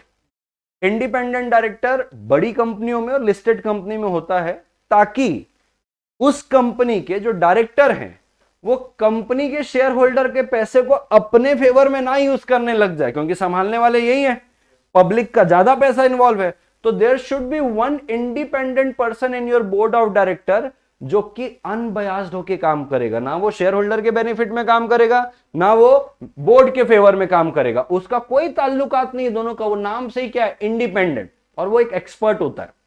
जैसे कि मान लो कंपनी अपना बिजनेस एक्सटेंड करना चाह रही है चाइना में, यूके में, फ्रांस में, बराबर है क्या, एंड ये जो डायरेक्टर आया है ये इंटरनेशनल बिजनेस एक कॉम्पिटिटिव कंपनी में किया हुआ था, इसको पता है ब्रांचेस कैसे एक्सटेंड करनी है, और कंपनी के आगे वही प्रोजेक्ट है, बराबर है क्या। तो भले ये इंडिपेंडेंट डायरेक्टर ना हो, इसको हम expert director in the field of overseas extension of branches के नाम से अपॉइंट कर सकते हैं, ताकि जब ये बोर्ड में बैठे तो अपना एक्सपर्टाइज दे सके कि तुम गलत जा रहे हो, ऐसे नहीं, ऐसे जाओगे तो जल्दी होगा। तो ये आएगा, अपना ज्ञानबाजी देगा, अपना प्रोफेशनल फीस लेगा और चले जाएगा। इंडिपेंडेंट डायरेक्टर कानूनी तौर पे रख रहे हो, ये भी आएगा, अनबयास्ड डिसीजन देगा कि नहीं बोर्ड ये तुम अपने फेवर में सोच रहे हो, ये शेयर होल्डर के, मैं तो कंपनी के बेस्ट इंटरेस्ट में जो रहेगा वो बोलूंगा और वो काम करूंगा। इसको बोलते हैं अनबयास्ड डिसीजन मेकिंग जो करता है इंडिपेंडेंट। वो किसके अंदर आएगा, नॉन एग्जीक्यूटिव के अंदर। तो हर वो व्यक्ति जो कंपनी के एम्प्लॉयमेंट में है, डे टू डे अफेयर्स में शामिल है, इनसाइड है कंपनी के अंदर, उसको क्या बोल रहे हैं, एग्जीक्यूटिव। जो एक्सपर्ट है, इंडिपेंडेंट है, जो बस अपनी राय रखने आता है और उसको रखा भी है क्योंकि वो एक्सपर्ट है, उसके नॉलेज का कंपनी को जरूरत है, आएगा, ज्ञान देगा, अपना सिटिंग फीस लेगा, चले जाएगा, that is non executive director. बरोबर है क्या। चलिए, इसको प्यार से इनसाइड डायरेक्टर भी बोला जाता है एवरीबॉडी। तो इसके अंदर कौन कौन आ सकता है, बोले इसके अंदर आप कंपनी के होल टाइम डायरेक्टर को ले लो, एमडी को ले लो एग्जांपल के तौर पे। हेलो, इनको कंपनी की इन डेप्थ नॉलेज होती है, in depth knowledge of about affairs of company, about affairs of company.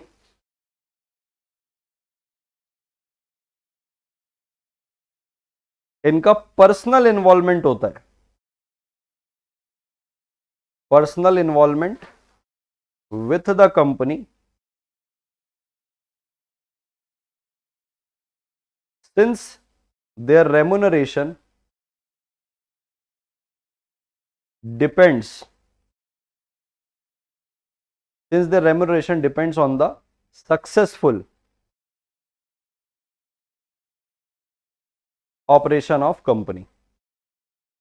जितना अच्छा कंपनी को काम करेंगे, बढ़ाएंगे, उतना अच्छा इनको रेम्यूनरेशन मिलेगा। बरोबर है, तो फटाफट लिख लो, हो गया। बस बाजू वाला लिख लो, फिर नीचे मैं वापस दिखा दूंगा। अगर इनकी बात करूं तो ये जो होते हैं, ये क्या होते हैं, नॉट इन द एम्प्लॉयमेंट लिख लेना, मैं सिर्फ यहां पे क्या लिख रहा हूं, नॉट। ये क्या होते हैं, आउटसाइड डायरेक्टर बोल लो, या इनको आउटसाइड या पार्ट टाइम डायरेक्टर्स।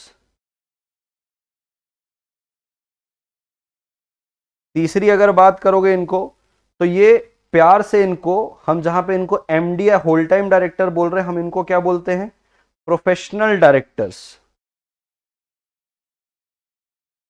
और नॉमिनी डायरेक्टर भी इनको आप बोल सकते हो। नॉमिनी समझते हो, बैंक ने आपको पैसे दिए भर के 50 लाख रुपए, बैंक बोलता है भैया पैसा किधर लगाओगे, लेके तो जा रहे हो, बोल के कि अच्छे अच्छे लॉफुल ऑब्जेक्ट में लगाओगे जो आपके मेमोरेंडम में परमिटेड है, अमाउंट बड़ा है, रिस्क है, हो सकता है चलो अपने ऑब्जेक्ट में लगाओ, लेकिन गलत तरीके से लगा दो, मेरा एक बंदा बैठेगा जब तक मेरा लोन पे नहीं होता, बैंक वाला एक बंदा अपॉइंट कर रहा है क्योंकि लोन दिया, उसको बोलते हैं नॉमिनी डायरेक्टर। फुल टाइम थोड़ी है, लोन चुक गया वापस चले जाएगा। एवरीबॉडी आर विद मी, ठीक है।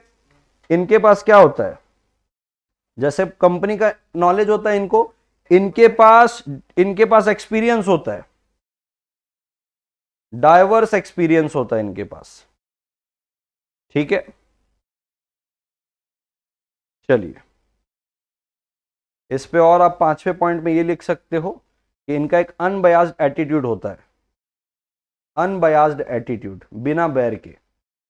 अनबयास्ड यानी कि बैर नहीं करेगा किसी से भी, ना शेयर होल्डर से ना कंपनी से, अनबियास्ड ओपिनियन देगा, अनबियास्ड एटीट्यूड रहता है वर्किंग में कि हाँ भाई जो सही है वो करेंगे अपन, बराबर है क्या। अब यहां होने के बाद समझ गए सारी चीजें, किसके संबंध में अभी तक बात चल रही, कंपनी के संबंध में बात चल रही है, क्या तुम मेरे साथ हो। अब बात यह है, कहीं पे भी अगर आप देखोगे अभी तक जो मैंने आपको डेफिनेशन पढ़ाया डायरेक्टर का, उसको एनालाइज करिए और उसको समझिए। मैं आपसे एक सामने क्वेश्चन पूछना चाहता हूं, क्या तुम मेरे साथ हो। एसीटी लिमिटेड है, सेपरेट लीगल एंटिटी है, एक एलएलपी है मेरी ही, अर्जुन छाबड़ा ट्यूटोरियल एलएलपी, आकी ना। अब मैं जब एसीटी लिमिटेड बनाया तो मिनिमम कितने, 7 लोग होने चाहिए। क्या एक इसको बना सकता हूं मेंबर, एसीटी एलएलपी क्या मेंबर बन सकती है ऑफ एसीटी लिमिटेड, मेंबर बन सकती है, मेंबर बन सकती है। अब क्योंकि कंपनी तो ये एलएलपी मेरी तो है, अच्छा एलएलपी की भी सेपरेट लीगल एंटिटी होती है, क्या तुम मेरे साथ हो। एसीटी लिमिटेड में मैं चाहता हूं कि मैं इसको डायरेक्टर भी बना दूं, एसीटी लिमिटेड में मैं एसीटी एलएलपी को डायरेक्टर भी बना दूं, मैं ऐसा चाहता हूं। मेंबर तो बनी गई है, डायरेक्टर भी बना दूं, एसीटी एलएलपी को भी मैं ही चला रहा हूं और एसीटी लिमिटेड को भी मैं ही चला रहा हूं, डायरेक्टर मैं ही हूं, यहां पे मैं डेजिग्नेटेड पार्टनर हूं। एलएलपी के केस में डेजिग्नेटेड पार्टनर बोला जाता है जो कंपनी को संभालता है, कंपनी के केस में डायरेक्टर को बोला जाता है। क्या तुम मेरे साथ हो एवरीबॉडी।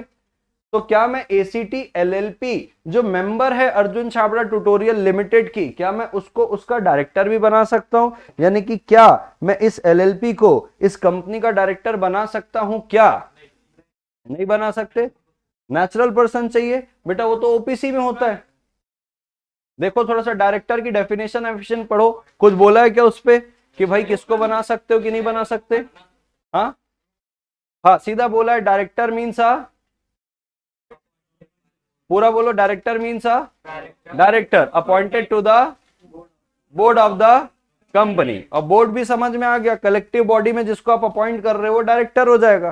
कहीं मना तो किया नहीं है, तो उस हिसाब से क्या कर सकता हूं अपॉइंट, उस हिसाब से कर सकता हूं। हाँ मतलब थोड़ा सा सर डेफिनेशन जाए तो दिक्कत नजर नहीं आ रही है, कर सकते हैं पॉइंट। लेकिन सर प्रैक्टिकली जाए तो जैसे भाई बोल रहा है सर कि एक कंपनी जो एक आर्टिफिशियल पर्सन है, उसका डायरेक्टर भी एक आर्टिफिशियल पर्सन अगर हो गया तो संचालक कैसे चलेगा। हम कंपनी में डायरेक्टर रखे ही इसीलिए थे कि वो खुद आर्टिफिशियल थी, no hands, no mind, no ears, no eyes, इसके लिए तो डायरेक्टर रखे थे। अब उसका डायरेक्टर भी आप एक आर्टिफिशियल को बना दोगे तो चलेगा कैसे। लेकिन सर मना भी तो नहीं किया कहीं। तो इस बात की पुष्टि करता है section number 149, only individual to be a director. भले डेफिनेशन में नहीं लिखा है बट ये बात लिखी है सेक्शन नंबर 149 में। ये लास्ट टॉपिक रहेगा आज का, इस पे थोड़ा सा डिस्कशन करते हैं। हेडिंग डालिए, only individuals, only individuals to be directors and prohibition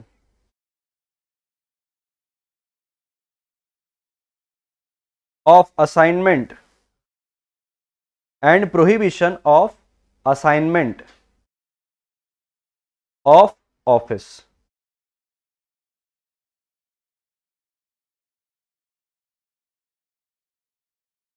ये जो लिखा है ना only individuals to be a director, ये बात लिखी सेक्शन 149 के अंदर, ठीक है।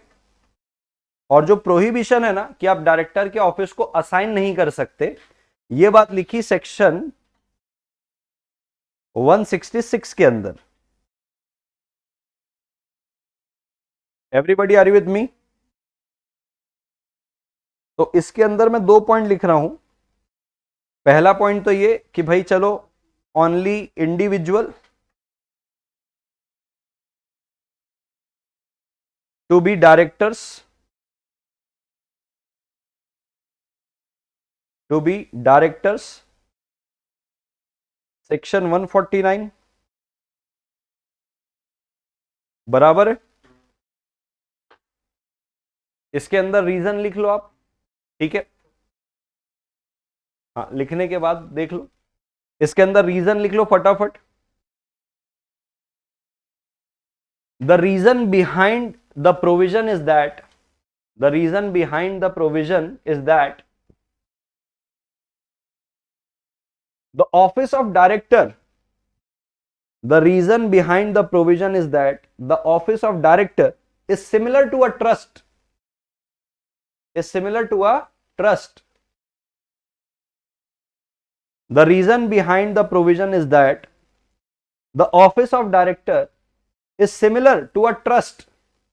ट्रस्ट सुने ना, कॉन्ट्रैक्ट एक्ट में अपन ट्रस्ट क्रिएट करते हैं।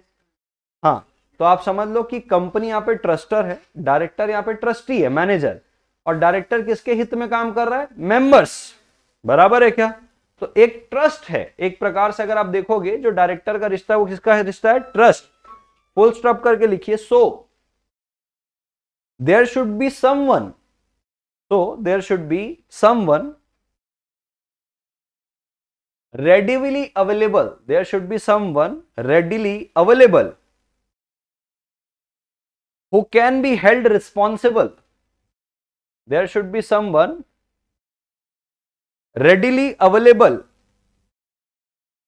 who can be held responsible for the failure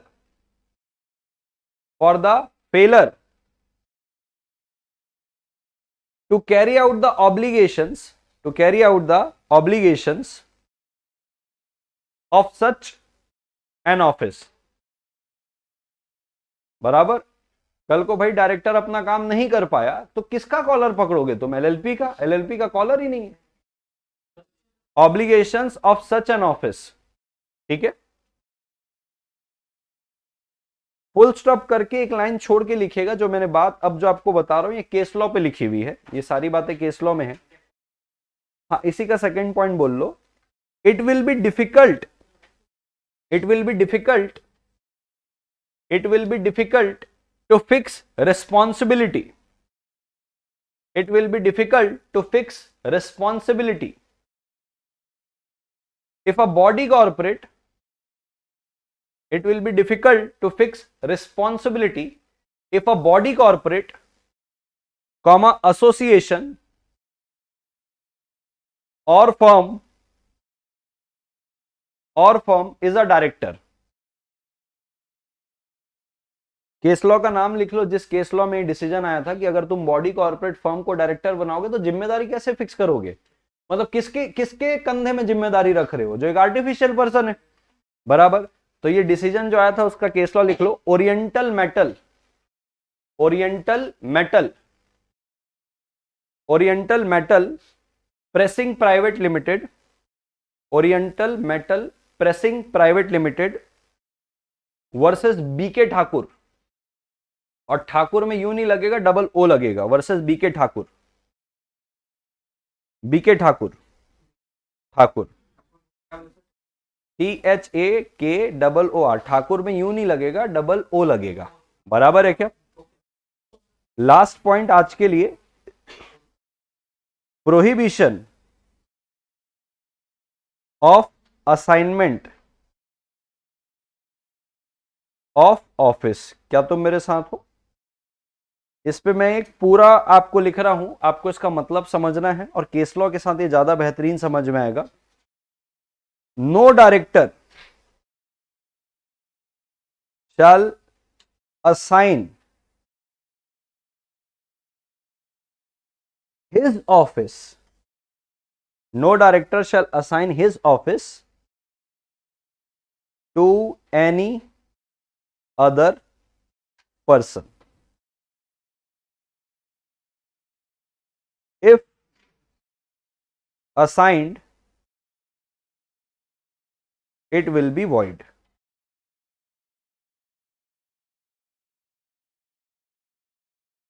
बराबर है। और साथ साथ में अगर आप ऐसा करते हो तो पनिशमेंट के रूप में आपको फाइन भी लगेगा, जो कि मिनिमम 1 लाख और मैक्सिमम 5 लाख रहेगा। यानी कि वॉइड होगा वो तो अपनी जगह है, साथ में जो पनिशमेंट मिलेगी वो अपनी जगह है। क्या तुम मेरे साथ हो? Everybody are you with me? अब मेरे को ना एक बात आपसे पूछनी है, चलो पहले इसको डिस्कस कर लेते जो कर रहे हैं, फिर कंक्लूड कर लेंगे। जैसे कि मान लीजिए एक केस लॉ है,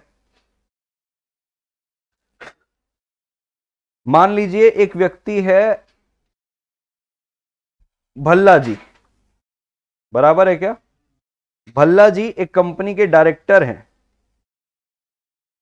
फॉर लाइफ, ऐसा आर्टिकल पे लिखा है, बराबर है? भल्ला जी डायरेक्टर हैं फॉर लाइफ एक कंपनी के, ऐसा आर्टिकल पे लिखा है प्राइवेट कंपनी के। क्या तुम मेरे साथ हो? वो प्राइवेट कंपनी बनी थी 1 जून को, वो इनकॉर्पोरेट हुई थी। 1 जून को क्या हुई थी बोलो? इनकॉर्पोरेट। आर्टिकल के अंदर ना एक पावर और दिया था कि भल्ला जी, एवरीबॉडी, भल्ला जी चाहें तो अपॉइंट कर सकते हैं अपना सक्सेसर, बराबर है? बोलते हैं ना उत्तराधिकारी, भाई मेरे मरने के बाद मेरी गद्दी कौन संभालेगा? तो आर्टिकल में पावर दिया था कि भल्ला जी चाहें तो अपना एक सक्सेसर अपॉइंट कर सकते हैं। तो भल्ला जी ने एक सक्सेसर अपॉइंट किया राहुल को, बरोबर है क्या? कि राहुल मेरे मरने के बाद तुम रहोगे, बरोबर है क्या? अब पॉइंट ये है कि क्या राहुल सक्सेसर बनेगा क्या भल्ला जी के मरने के बाद? ऊपर जो मैंने आपको प्रोविजन लिखा है 166 के, उसके बेसिस में आपको ये आंसर करना है। फटाफट बताएंगे थोड़ा सा एनालिसिस करके।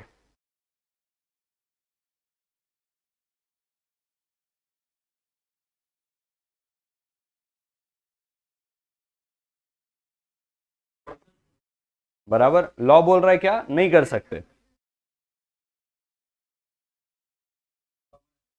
हाँ, भाई का कहना है कि सर लॉ मना कर रहा है और आर्टिकल इंपावर कर रहा है, तो सेक्शन 6 के हिसाब से एक्ट ओवरराइड करेगा, बराबर है? Save as otherwise expressly provided in this act, बरोबर है क्या? तो लॉ जो मना कर रहा है, आइए मैं थोड़ा सा आपको इंटरप्रिटेशन बताता हूं इसका। बेहतरीन केस था ये। यहां पे लिखा है नो डायरेक्टर शैल असाइन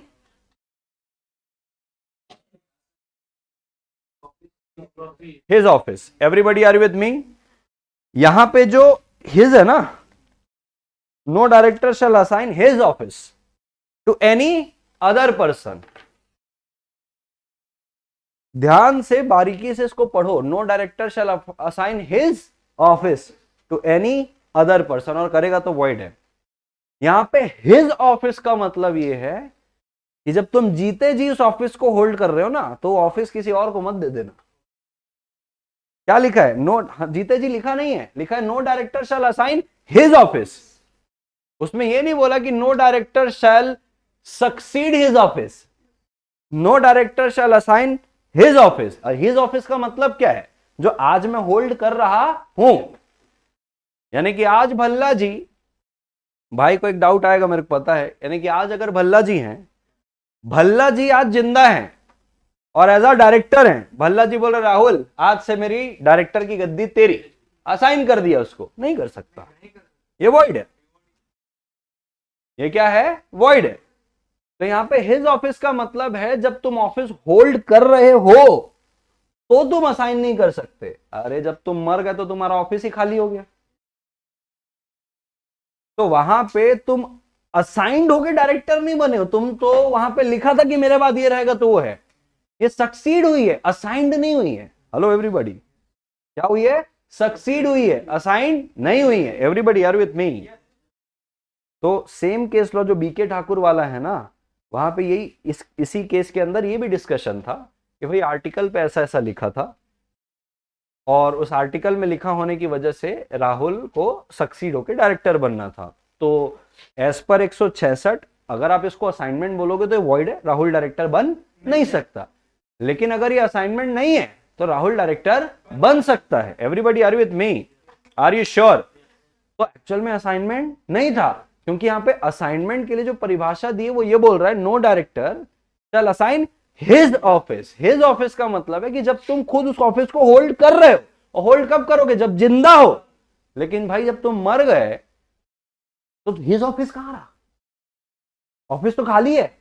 कौन सा ऑफिस की आपकी बात कर रहे हैं? तो यहां पे असाइनमेंट नहीं हुआ, यहां पे सक्सेशन हुआ है। There's a difference between assignment and succession. Everybody are with me? और यहाँ पे असाइनमेंट में कोर्ट का इंटरप्रिटेशन था कि जब वो जीते जी अपने ऑफिस किसी को दे जाता है वो असाइनमेंट, मर गया तो ऑफिस ही खाली हो गया, तो फिर हिस्स किधर है? Everybody are you with me? Are you sure? इसको पहले लिख लो, फिर आगे की बात करके लेते हैं फटाफट। मैं आपके डाउट्स भी लूंगा, पहले लिख लो इसको, ठीक है? ये लिख लियो ना, ये लिखना है तुमको, फटाफट लिख लो बेटा, टाइम भी हो गया है। हाँ, भले इसकी फोटो ले लो और जो लिखवा रहा हूं उसको लिख लो, इसकी फोटो एक जने कोई ले लो, भेज देना ताकि हमारा समय बच जाए, ठीक है? फटाफट कर लो बेटा। चलिए लिखेंगे द वर्ड हिज, उसको आप सिंगल इन्वर्टेड कॉमा में लिखना है, डबल में लिखना है, लिख लो the word his used in section 166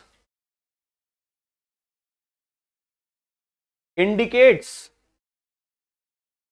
used in 166 indicates that the prohibition applies,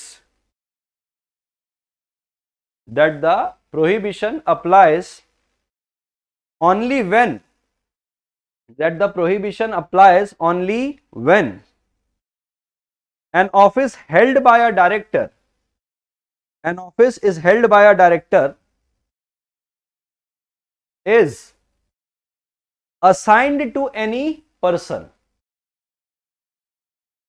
applies only when an office held by a director is assigned to any other person। यानी कि जब तुम ऑफिस होल्ड कर रहे हो और तब अपने ऑफिस को क्या कर रहे हो? असाइन, तो ये प्रोहिबिशन लगती है और बोले वो असाइनमेंट वैलिड नहीं है, वो वॉइड है, हाँ कि ना? फुल स्टॉप लगा के इसको आप एक लाइन छोड़ भी लोगे और इसको आप बढ़िया सजा सुजी के लिखना चाहते हैं क्योंकि इधर ही पूरा रस है। Where a director dies, where a director dies,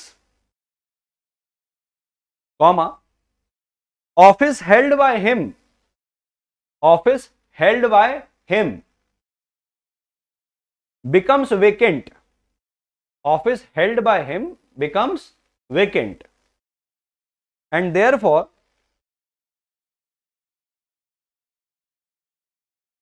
such office cannot be assigned, cannot be assigned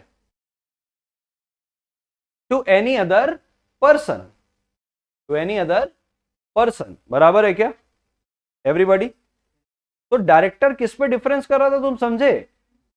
अगर मैं इसका और इंटरप्रिटेशन निकालू, सॉरी कोर्ट ऐसे बोल रहा था कि भाई असाइनमेंट जीते जी होता है, मरने के बाद कोई असाइनमेंट, असाइनमेंट का मतलब क्या है? अपना काम सौंप देना।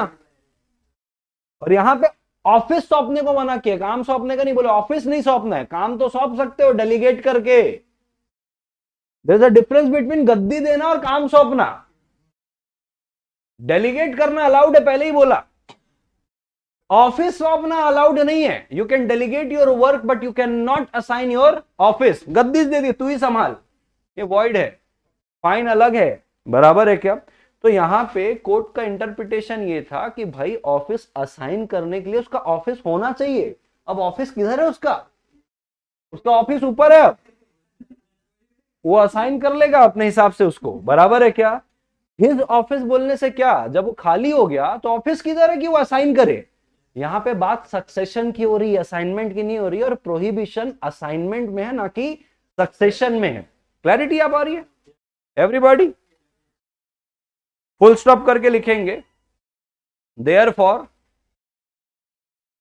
फुल स्टॉप करके लिखेंगे therefore comma, therefore comma appointment of a new person, therefore comma appointment of a new person in such office does not amount to an assignment, therefore appointment of a new person in such office does not amount to an assignment within the meaning of section 166। नहीं बोलूंगा भाई अब मैं, Therefore, appointment of a new person in such office does not amount to an assignment within the meaning of section 166. Bracket में आप जगह छोड़ दो, सेम केस लॉ जो ऊपर लिखवाया था वही रहेगा, बराबर है क्या? ठीक, लास्ट लाइन, अकॉर्डिंगली अलग से लिखना था, लास्ट लाइन बोला भाई। Accordingly appointment of Rahul is valid. Accordingly, appointment of Rahul is valid and it does not amount to an assignment of office, and it does not amount to an assignment of office by Bhalla ji. बराबर है क्या everybody?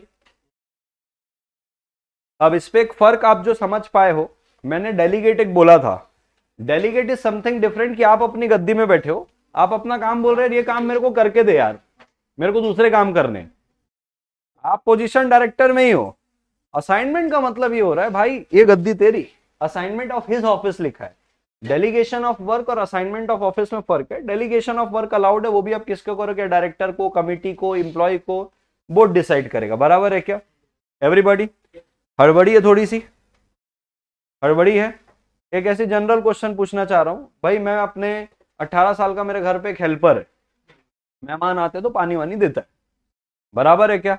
अब मैं private company बना रहा था, मेरे को कम से कम एक बंदा चाहिए, बाकी के घर वाले गांव में हैं, साइन वाइन कौन करेगा, उसी को डायरेक्टर बनाना चाहता हूं, बना सकता हूं? किसी को भी नहीं बना सकते, कोई तो एज 18 साल का है ना, क्वालिफिकेशन होना चाहिए, डायरेक्टर के लिए एक्सपीरियंस होना चाहिए, ठीक है। डायरेक्टर के लिए ना कोई एज लिमिट प्रिस्क्राइब है, ना कोई एक्सपीरियंस प्रिस्क्राइब है, कुछ भी नहीं है। वो अंगूठा छाप हो, 12वीं फेल हो कि 10वीं फेल हो, वो बन सकता है। क्या माइनर बन सकता है? माइनर माइनर माइनर माइनर कभी भी किसी को डायरेक्टर बनना होता है ना, तो डायरेक्टर बनने के पहले उसको एक नंबर लेना होता है, डायरेक्टर आइडेंटिफिकेशन नंबर। बिना डिन के कोई डायरेक्टर नहीं बनता है। माइनर, अब क्योंकि कंपनीज एक्ट के अंदर कोई भी ना एज लिमिट है, ना लोअर लिमिट, ना अपर लिमिट है डायरेक्टर बनने के लिए, ना कोई क्वालिफिकेशन है कि इसको इतना पढ़ा होना चाहिए, लेकिन माइनर इसलिए डायरेक्टर नहीं बन सकता क्योंकि वो डिन नहीं ले सकता, क्योंकि डिन के लिए उसको एमसीए के साथ कॉन्ट्रैक्ट में इंटर होना है, जिसके लिए वो डिस्क्वालिफाइड है।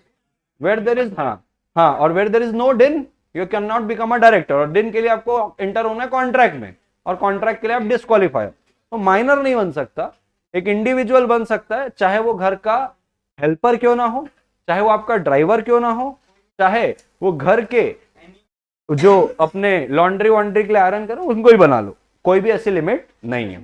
चलिए आगे कंटिन्यू करते हैं, बाय बाय।